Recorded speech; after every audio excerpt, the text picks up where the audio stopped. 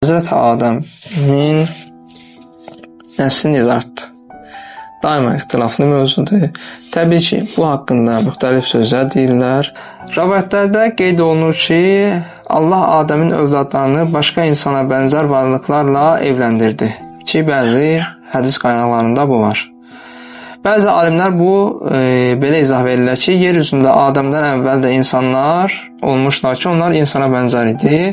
Hətta biz əvvəldən buna işarə etdik ki, mələklər Allaha buyurdu ki, sən yer üzündə fəsad törədəcək bir varlıq mı yaradırsan? Bu da onu göstərir ki, mələklər hardan bildi ki, yer üzündə fəsad törədəcək bir varlıq yaratdığımı. Bu onu göstərir ki, mələklər zaten yer üzündə insana bənzərlərin olduğunu bilirdilər və Adəmi də onlardan bilirdilər ki, bu da onların tayı olacaq, amma heç olmadı. Bir bu onu işarə edirlər ki, mələklərin bilməyi ona işarədir ki, və hədislərdə də var ki, yer üzündə insana bənzərlər olub.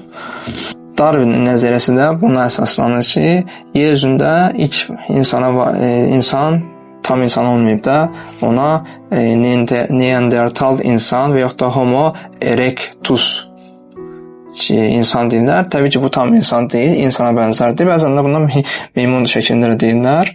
Başqa bir ayədə də buyurulur ki, sizi mərhələlərlə yaratdıq. Yəni, təkamül keçərək sizi biz yaratdıq. Bu ayələr və bu işarələr onu göstərir ki, Adəmin nəsli tək deyildi. Yəni, Adəm yaradanda yer üzündə tək deyildi. Ondan başqa insana bənzərlər də var ki, həmin bu Darwin nəzəriyyəsindən üst-üstə düşür və Allah Adəmi yaradanda əslində bir tam şəkildə bir insan və peyğəmbər yaratdı. Və onu yer üzünə göndərdi, o insana bənzərləri bir yol göstərəcək, hidayət onları təkamülə aparsın, həm də öz nəslini onlarla evləndirdi və o şəkildə Adəmin nəsli nədir? Artdı.